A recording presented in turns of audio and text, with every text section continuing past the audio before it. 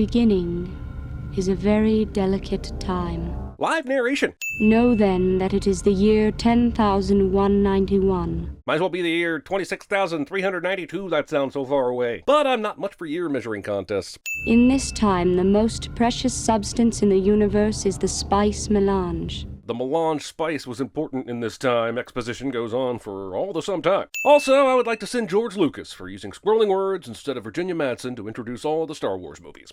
The Spacing Guild and its navigators. The Spacing Guild? Well, I guess it was inevitable. After 8,000 years, the human race valued some spice over creativity. Oh yes.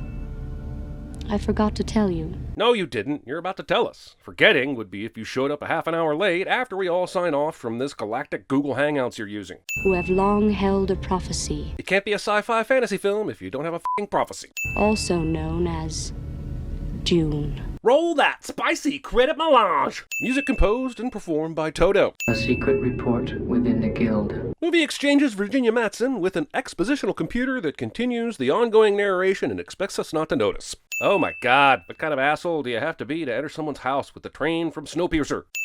Is there somebody cleaning the floor over here before the meeting takes place? Or is that a metal detector? The f*** is the meaning of this? This asshole could have already been next to the intercom when the doors opened, but instead made a grand entrance on top of another already grand entrance to waste everybody's time. I have ordered House Atreides to occupy Arrakis to mine the spice, thus replacing their enemies, the Harkonnens. This Emperor guy tells us everything we need to know to get this story moving. Definitely didn't need the computer exposition just before this, and probably didn't even need Virginia Madsen's narration at the beginning. Why not start here? In case you confused it with Planet Caladan, home of House Party 3. Paul runs through the Encyclopedia Atreides for even more exposition. I'm wondering, why is there a yellow grid that gets overlaid on his screen? Do you get educated about the plot while you learn about the rule of thirds? Oh no, Paul, you can't switch to the porn with your back to the door. You need to turn the tablet around and remember, always have one hand on the zipper. Mood's a thing for cattle and love play. Ew. Two geometric shapes that look like tars if they were made by an Apple II start fighting. Or f***ing. Editors, could you blur this shit out for a bit while I figure out if this is appropriate? It seemed finally to get the mood. Did we blur all the other times we thought they were fighting? God, I hope YouTube doesn't have an algorithm that looks at two geometric shapes writhing on a floor and they put it under their people f***ing category. Put the weirding module on him, man. A weirding module? Like, as in a machine that weirds? The fighter machine seems like a pretty intense way to train. Those weapons coming out of it look legit, and I know they want Paul to get stronger and become a better fighter, but they don't want him to die in a training exercise, do they? Put some nerf tips on that I'll miss the sea. Even after the events of Das Boot? Arrakis, Dune, desert planet. I will kill you. Dream of the Blue Turtles. No man has ever been tested with the box. Well, that may be so in the year 68,437, but I personally remember 3 friends who got tested by the box several times during their college days, and that led them straight to the clinic. Jessica, you were told to bear only daughters to the Atreides. She gave birth to Paul about 25 years ago. How long have you been holding on to that criticism? An Atreides daughter could have been wed to a Harkonnen heir. We may lose both bloodlines now. Is there some sort of arcane childbirth law in this world? Like, once she gave birth to a boy, did that end all possibilities of having more babies and giving birth to a daughter? Paul, this is very important. So important, I'm just going to walk away now without giving you further instruction or assistance, because I am clearly a terrible mother. I mean, I had the audacity to have a son. In a world with various fantastic creatures, pugs still somehow exist. Nothing says Dune like a f***ing pug. I'm here, and this is a totally normal way to enter a room. I should warn you, if we're playing stiff as a board later, I'm going to dominate. You feel an itching there. Now, the itching becomes burning. This movie has done nothing to sway me from thinking this is the kind of box you don't stick your penis in. I must not fear. Fear is the mind killer. What does fear have to do with physical pain? Fear would have been a factor if you had the choice to put your hand in the box. You were being forced to do this, so shouldn't you be saying, pain is the mind killer? I must not pain? There is a place terrifying to us, to women. Ghostbusters fan conventions. Here at the 420 planet, the statue of the longest exhale was erected to memorialize the epicest of bong hits. It is by will alone I set my mind in motion. It is by the juice of Safu that thoughts acquire speed. Ben Shapiro. The plan to crush the Atreides. Fade, Raban, go quietly. Look, I know Brad Dourif is a great actor. You know Brad Dourif is a great actor. This movie, however, has no f***ing clue that Brad Dourif is a great actor. No other great house of the Landsdraad must ever know of the Emperor's aid to the Baron. If he's telling these two guys to go quietly so that nobody knows that the Emperor helped, then why is the Emperor sending 5 legions of his terror troops to help out? Wouldn't that be a huge giveaway? I won't tell you who the traitor is. I won't tell you who the traitor is because we want it to be a surprise, even though everybody already knows it's Admiral Al from Quantum Leap. I don't understand anything I just saw in the last minute. Flying, showering in grease, killing the flower arranger. I know David Lynch puts these exact things in all of his films. I mean, who could forget this exact sequence with Richard Farnsworth in The Straight Story? I just want to know what it all means. Okay, Mr. Lynch, this is just a crude mock-up of the kinds of effects we can do. We'll fill in other stuff later. We just wanted you to see a bare-bones idea of what we can do. Print it!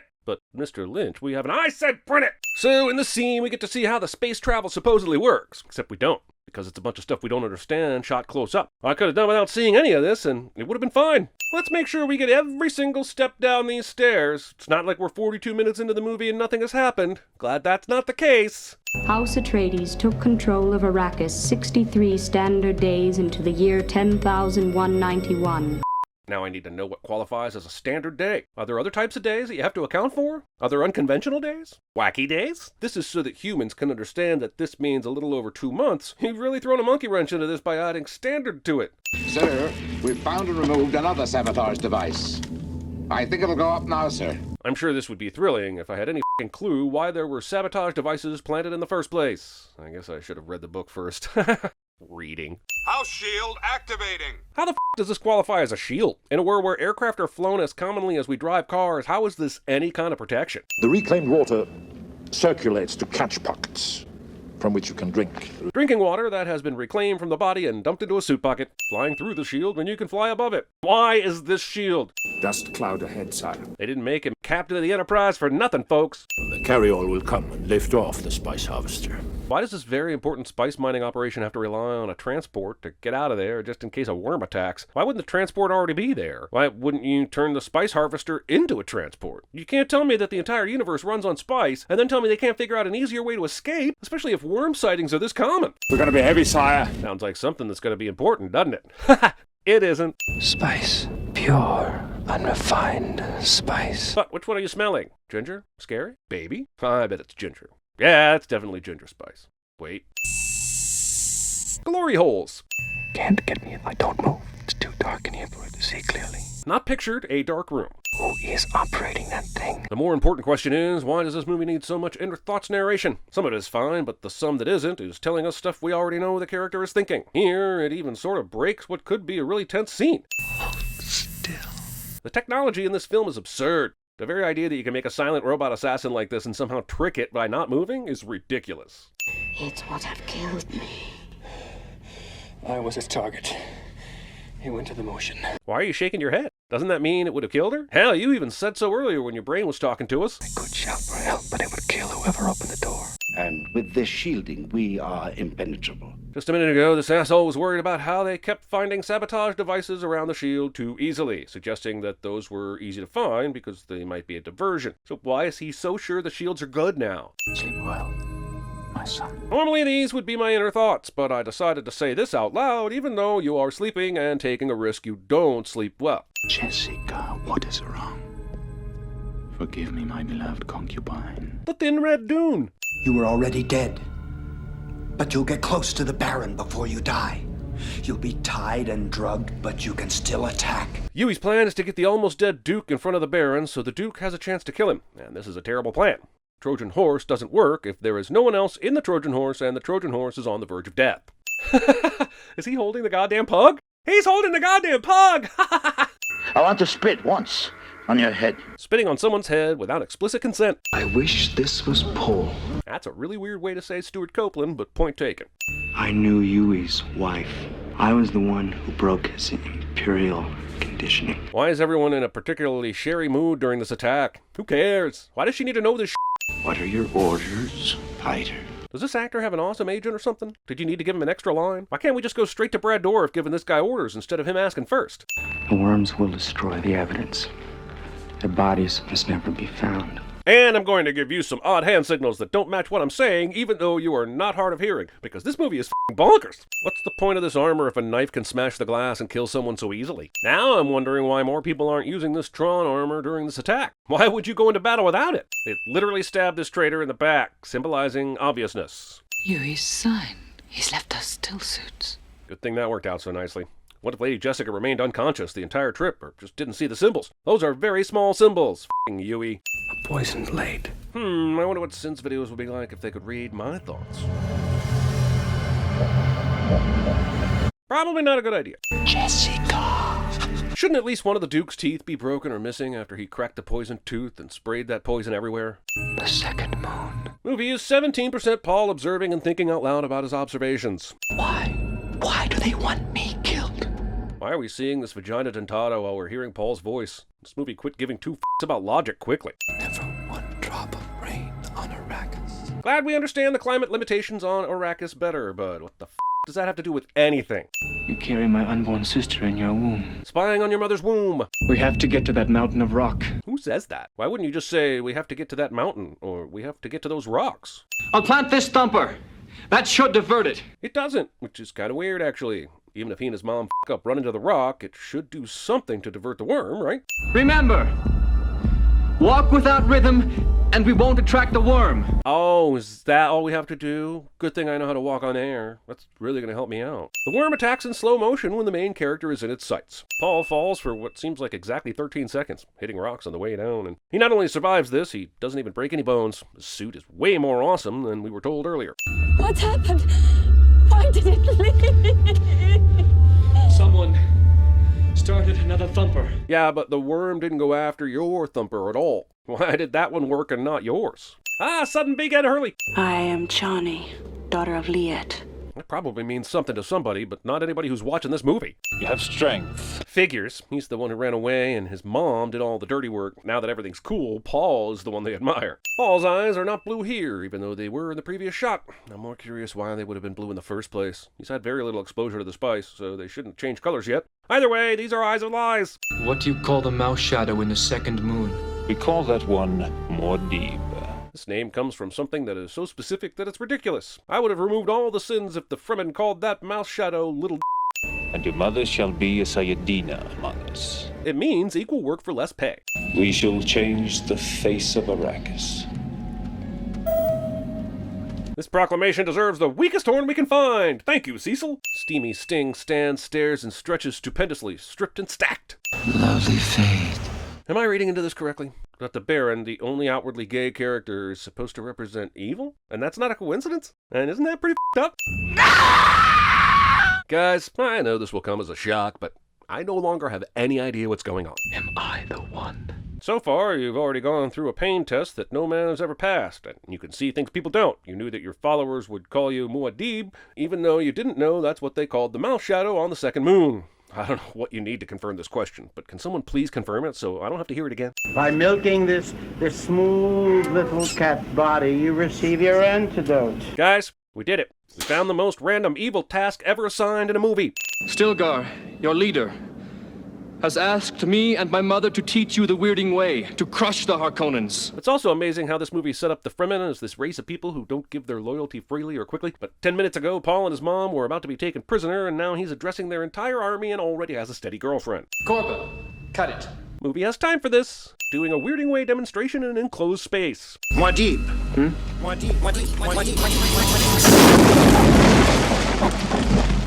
My name is a killing word. Bullshit. It's the name that the Fremen gave to the mouse shadow on the second f***ing moon. Why would it have any violent connotations? It's awesome that Paul was able to call a sandworm, but why didn't the worm attack? It's acting like it wants to be ridden. This shot. These people are running all over the place, making all kinds of noise, so why aren't there more sandworms showing up? And I don't even see the sandworm that Paul mounted in the previous scene, so what was the point of that? When the spice flow stops, all eyes will turn to Arrakis. The Baron and the Emperor himself will be forced to deal with us. We know. We were there at the meeting when you said this, Jesus. Who is this Muad'Dib?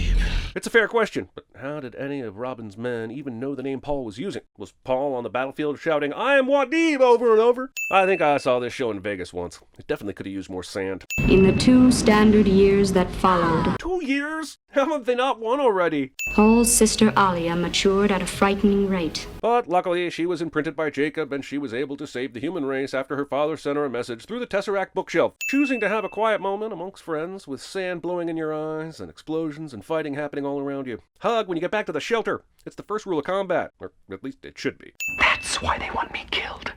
They're afraid I'll take the water of life. Once again, Paul gets a vision when the movie is ready to reveal part of its plot, rather than just having the vision earlier, since the Guild is probably constantly talking about the plot to kill him. The fact that he's been destroying spice mining operations for 2 years makes this just now revelation even dumber. I will love you forever. You are my life. Sounds awesome! Would have maybe been nice to see at least a few scenes of these two evolving as a couple, so this scene could actually mean something. The worm is the spice. The spice is the worm. Oh. There is a place terrifying to us, to women. This is the place they cannot look. Why is the water of life so gender biased? I mean, sure, it's killed every man before Paul, but why is it giving powers to women, but really waiting for a man to see the really exclusive hand? A storm is coming. A storm is coming, cliché. Our storm. And when it arrives, it will shake the universe. I'd give all the sins back if Al Pacino walked out and started talking about the 3 minutes they have for the biggest battle of their professional lives and then offered everyone jambalaya. Mr. Lynch, how should we position the spaceships in this scene? Surprise me! The f*** is this shit? Sand moving, sand moving, sand moving. Excitement? Bring in that floating fat man, the Baron. Floating fat man shaming. My brother is coming with many Fremen warriors. God, I hate this kid. What kind of machine would have these insanely bright lights shining back at you while you're trying to aim and shoot? Jesus Christ, even in 1984 and shot by a named director, this battle scene is impossible to follow. I guess the good guys are winning? I hope that's what all this vomit on the screen means. Cha! I've seen these fighters say Isa and Cha, and of course Muad'Dib, but what's the goddamn difference? If Muad'Dib is a killing word, then why use anything else? Alia, now! Come to me, Baron. Why did she have to wait to attack the Baron until Paul told her to? If the nipple ripping had come sooner, would that have in any way affected their plan? I will one day be in Mr. Holland's opus. Oh yeah, hey, remember when it looked like Sting was going to be a big part of the plan, and instead the Emperor gave the duties to a guy who played Bluto in the Robin Williams Popeye movie? Yeah, that was like 7 hours ago. And his word shall carry death eternal. Thank you, person who has never spoken before. I'm gonna go with Steve. Was Everett McGill not available on this day of filming? If Fade wishes, he can meet you with my blade in his hand. Whoa, guys, this is no time for a threesome. And how can this be? For he is the Kwisatz Haderach. Yeah, no shit. Credits, please.